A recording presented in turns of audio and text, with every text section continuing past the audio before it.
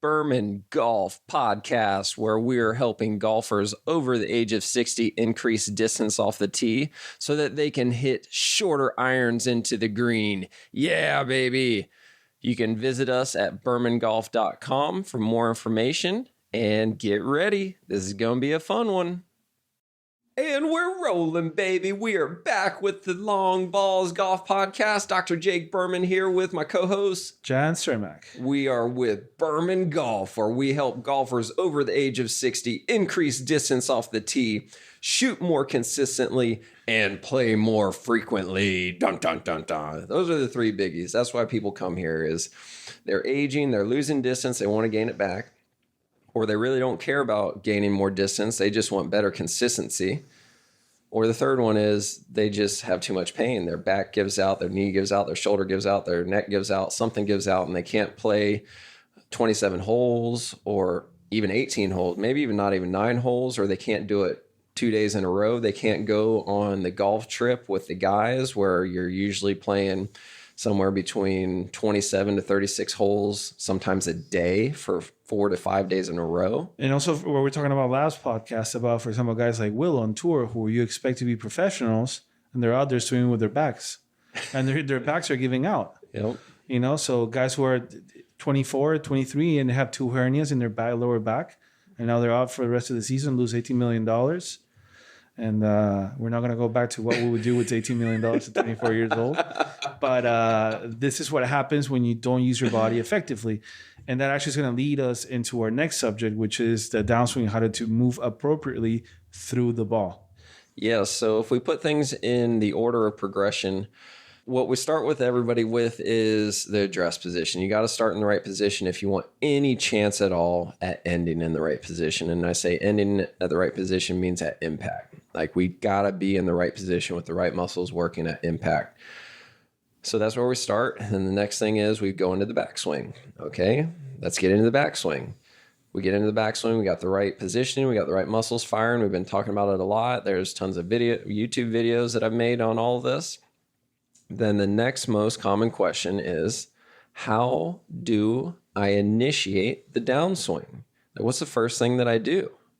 That's the magical transition, the bump to the left and turn, or what we call in our business the squeeze the tomato process. Basically, when we're teaching someone, we try to go into this whole thing about feeling like they have a tomato or a squeegee ball underneath, stress ball underneath the ball of their right foot, the arch, more or less. Yeah, the ball of the foot, the front half of the arch of the foot. Exactly. Not really the arch of, not the whole arch of the foot, just the front half of the arch of the foot. Exactly, where your balls, where the balls of the feet are essentially. It's actually in the right foot, and what you want to do for right-handed golfers, and on the left for left, and it's your back leg on the swing. Not the lead leg, but actually the back leg. Yep. And what you want to feel is that there is a push with that right back leg, and there's a transition to the left of energy, and then a rotation through the ball. So literally it's a bump and rotation. And this is where we find some of the worst mistakes out there with our players. The first part being they're completely out of balance. And that's one of the checkpoints that we do at the Berman method is we like to check balance at different stages of the swing. And I don't know if you want to talk about this, which is your expertise. Yeah, we can talk about it. One of the ways that I check balance is I tell you to get into the position. So get into your address position, get into the top of the backswing position, and just hold it. And then I come around and I push on you from different angles. And 99% of the time, as soon as I start pushing on you, you fall right over. Yep. There's no balance there. That's essentially like a pencil standing straight up. Sometimes the pencil can balance there, but if any breath of wind comes around, it's going to blow it right over. And it's something that we see not only at address, but we also see it at the top of the backswing, where you see players completely out of balance in both positions. And even at impact, when you put them at impact position, you also do a balance test and they're completely out of it. Yep. We check balance in all three of those positions, at address, at the top of the backswing, and at the impact position. And nobody has ever passed all three on day one. That's usually the fail rate, 100% fail rate. There's 100% fail rate on at least one, if not all three. I think the best, who was it? I think it just happened recently where I just tested somebody a couple of weeks ago and they actually passed. I think it was me, right? You actually failed. Miserably. Yeah, Failed. they actually passed the balance test in the address position, but failed in the top of the backswing and at the address position. But nobody passes. Like it's just not possible, or not possible. It's just not common. And that's something that leads always to the problems that we see. A lot of players come in here and they're like, I want to hit the ball better. I want to be able to impact better. But you see them chunking it, shanking it, topping it, thinning it. Like they have no consistency at impact because one, they don't have awareness of where their body is and how to move correctly and what balance means to them in all three positions. And two, they don't have the correct mental image of what the right transition looks like and what the downswing actually looks like. So when we're talking about the squeeze a tomato factor, it's basically a sensation that starts with your right leg. And the way you have to imagine is that energy is going to move from the ground through your feet, through your legs, through your core, into your arms, your hands, and then the club of the face club. So the tip of the club onto the ball. So basically what we're trying to say is that the swing starts through your legs on the ground. So it starts on the ground, goes through your legs. So the most important part is being able to not hit the ball from the top, like most of our players do, who are casting, when they're trying to hit it with their hands all the way from the top, come down in a wood chopper fashion, to try to change this feeling to, I'm going to hit the ball using my legs and using my core, just like a baseball pitcher would do when he's throwing a ball 96 miles an hour. And I think you have a very, very good picture of that when you explain it. Yes. So one thing that I do want to address, though, is it can be very, very confusing to somebody listening to what you just said. Energy transfers or travels from the ground through your hand or through your feet, through your legs, through the core, through the arms, through the hands. Sometimes it can be really confusing understanding what does that mean. So what I found is that sometimes when you don't understand what that means, when I say it this way, sometimes it makes sense. And I said it this way, I don't know, like a month ago when I did a workshop, the Zoom golf workshop. We were describing this is at the top of your backswing, you should feel at least 80% of your weight driving through that right leg, driving into the ground through that right foot, squeezing the tomato underneath that right foot. You should feel at least 80% of your weight going through that right foot, if not 90%, maybe even a little bit more. So there's really not much weight on the left side. So to initiate the downswing, I've described it this way.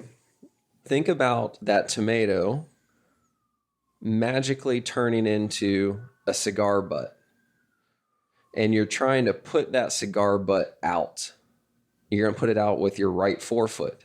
That's the thought of initiating the downswing is, okay, now push that cigar butt through the ground and screw your forefoot through the ground as you're pushing your hips left and turning your belt buckle left at the same time.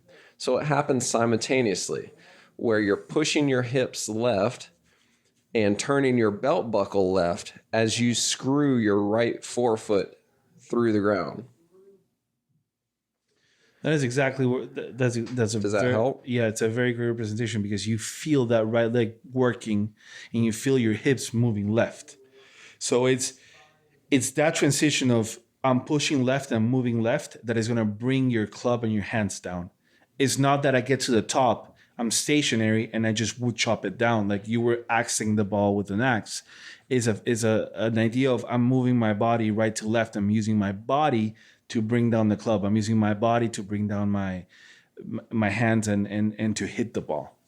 Correct. And that leads me into the next part, because this was also a question. They're like, well, what do I do with my hands? What do I do with my arms? And I say, nothing. Forget that you even have them. Like just forget that you even have your arms, because it's going to happen. They're going to go in the right direction. It's going to happen. All right, so what do we do with our hands? And I say nothing. Just forget that you have hands. Forget that you have arms. Just forget that they're even there at all.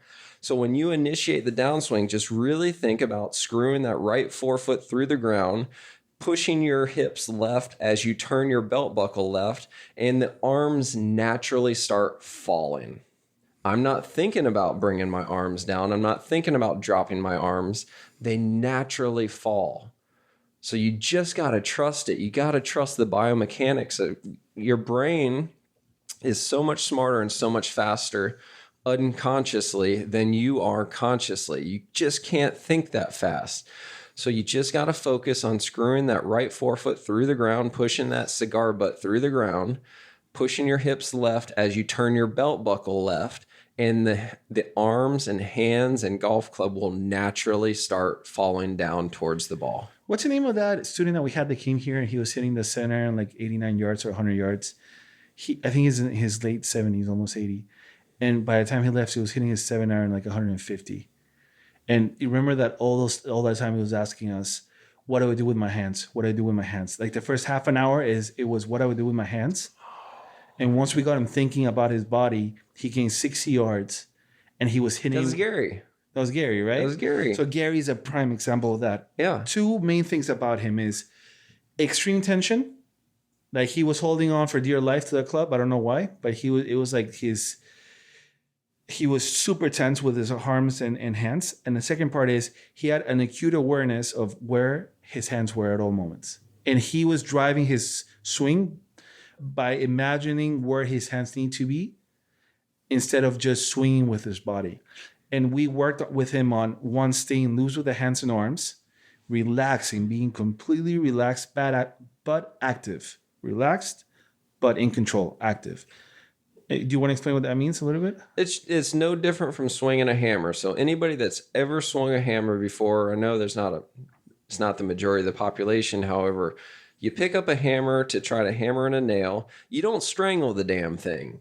You got a grip on it, but you're not strangling it. You've got it gripped just enough so that it doesn't slip out of your hands. So that's what you're talking about there. It's active, not strangling. Exactly. And the second part was we have to learn to move the body and forget about the hands and the arms. The hands and the arms are just another link in the chain that connects the club head to your body. So the shaft is one link, your arms another link, your hands are another link. The only purpose of your arms, your hands, and the shaft is to connect the club face to your body. Everything else is up to the core, which is your body, to move your body the right way, the right speed, to create that power that you need and to deliver that power to the ball. And once we got him thinking like that, part one, he got completely relaxed. That was the first effect. He was completely chill, super loose, super relaxed. Second part, or part B, was he stopped asking us, where do the hands go? And once he started hitting the ball and getting more confident, I don't think he asked us again that day. Never did. And he gained 60 yards. And he didn't realize it, and his swing never changed. Same swing, like in let's say, style, but the power was completely different. His range of motion was, like we said, he was only swinging to complete his range of motion, and he was hammering it, man. And not a single technical, per se, detailed change of his swing.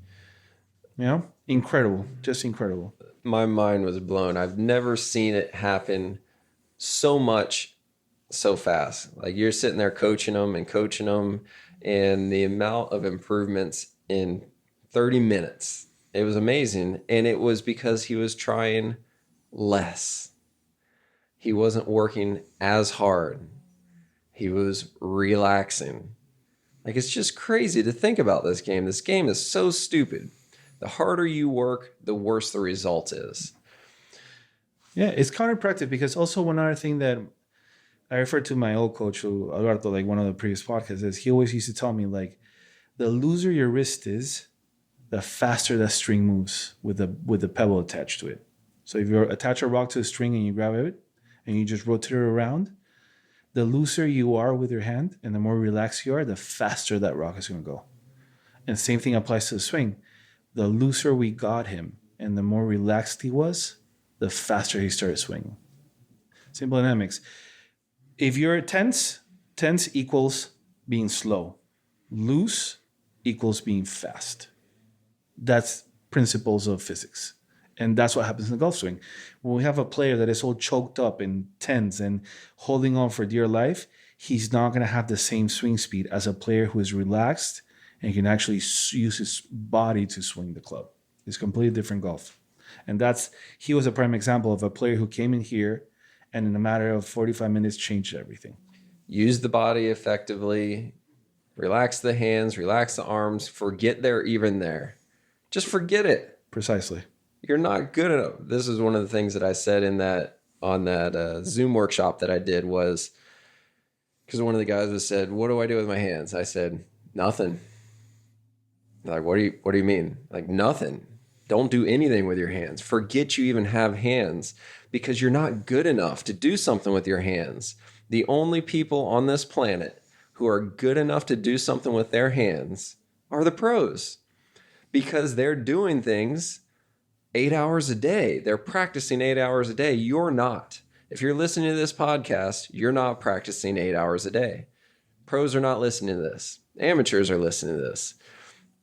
So we've mentioned this a few times, I think, on this podcast, or at least definitely with our students, is when you're hearing a commentator commentate on the tournament and they say, "Oh, he saved that one with his hands." A good golfer, a professional golfer on tour is so good that he knows that his body's not in the right position at the right time during the downswing. So he flips his hands or he does something really crazy with his hands real quick to save this shot. He micro-adjust in seconds. Micro-adjust in seconds because he's a professional, because he's one of the best in the world. If you're listening to this, you're not one of the best in the world. You can probably micro-adjust in minutes. You can micro-adjust in minutes, not a millisecond. So it's just not possible. So we've got to get the thought of our hands out of the golf swing. You just have to. You just can't do it. You also have to simplify, right? Because going back to the metaphor of the links, if the shaft is a link, your hands are a link, your forearms are a link, your elbows are a link, your shoulders are a link. Look at how many links the chain has. You got to simplify, man. You got to take out of the equation, because then your club head in the swing is going to be always at a different position. Using your core will guarantee that you're always in the same position, because you have one axis that you're rotating through. You have nowhere to go. It's one axis, your spine. You're rotating and using your hips, rotating through the axis of your spine. You literally have nowhere to go but that. But with your arms, you can go 40,000 million places, because you have 7 links or 6 links that are going to take you somewhere different always. Take that out of the equation. Use your spine rotate. Use your axis, your core. Perfect example of this is before I started doing any of this stuff, before I could even break 100, I used to chunk at least 25% of my shots. Usually somewhere around 40% of my shots were chunked. So that thought was always in my head. I always had that thought in my head when I was standing over the ball going, "Don't chunk the ball, don't chunk the ball." So what I tried to do was I tried to get handsy. I tried to, push my hands forward. I tried to flip at it. I tried to do all these things to avoid chunking the ball. Now when I play, I never think about chunking the ball. It still happens occasionally. It's not a chunk anymore. Now I'm just hitting it fat or hitting it thick, but it's not a chunk. There's a difference. A chunk is the ball went 5 feet, right? You hit it thick, the ball goes 70, 80% of the distance that it was supposed to go. You're still in play, more or less. You're still in play. Unless you really chunk it. Unless you're really, yeah. But at that point, you're searching for oil, not really playing golf. But the point of that is I don't think about it anymore, because I don't think about my arms. I don't think about my hands. All I'm thinking about is turning my belt buckle, keeping my core engaged, turning my belt buckle one way, then turning my belt buckle the other way. I try my best to forget that I even have arms or hands. And my results have just been amazing, especially this past summer. This has been the best golf I've ever played. I played twice with you. Two of the best rounds that I've ever had have been with you, where I just put these strings of pars together where I've never done that before. Like that's fun. Even birdies. Birdies. And the trash talking starts. That last time we played, I got a birdie there and started. All this trash talking that is not necessary, but super necessary, I guess. Not necessary, but super necessary. Yeah. But yeah, it's quite impressive to see, for example, you doing that change, because you're more conscious about it, right? So you're searching for this. So it's more evident when you're doing it, because we can see you constantly searching for those changes. Our players, when they come in, they're not even aware that these changes exist. So to see them go through that is really eye-opening, because they're like, my God, like, well, what the hell was that? Like, what just happened? Golf happened, basically. Yeah, that felt good happened. Yeah, that I felt it in my hands. It's the first time that I feel a shot like that. Yes, like that's gonna happen now more frequently. Yeah, that felt easy. That felt good. That felt effortless. Those are the most common answers. And it only improves everything, because you're more confident. You want to play more golf. You want to get out there more frequently, and that builds, and builds and builds and builds. Yep. Cool. So let's wrap things up there and say the immediate take-home message, immediately actionable steps to do today are, at the top of your backswing, I want you really thinking about driving 80% of your weight through that imaginary tomato under your right arch. And then to initiate the downswing, screw your right forefoot through the ground like you're trying to put out a cigarette butt. As you push your hips left and turn your belt buckle left simultaneously. So that all happens at the same exact time. It's not sequential. It happens all at the same exact time. So all three of those things are happening at the same exact time. And then forget that you have arms and legs, arms and hands. Arms and hands. And just let the club fall and do its thing. That's your take-home message. That's your homework. And stay loose, for God's sake. Loosey-goosey. Loosey-goosey. Loosey-goosey. Cool. That was a fun one. Make sure you subscribe to this. Send this podcast to somebody that you know is strangling the crap out of the club. And until next time. See you guys. See you. Thank you very much for tuning in this week. For more information, please go to bermangolf.com. That's B as in boy, ERMAN, bermangolf.com, and check out a ton of stuff that we have there. Or even better, go to our socials, Facebook, Instagram, YouTube. Make sure you subscribe to us on YouTube, like us on Facebook, follow us on Instagram. We're even on TikTok. Check us out everywhere. We've got tons of content going out every week. And please give us a thumbs up. Comment on the videos. Let me know what your questions are. Try to shoot holes in this. I'll do whatever I can to help you out the best that I can. Thank you, guys.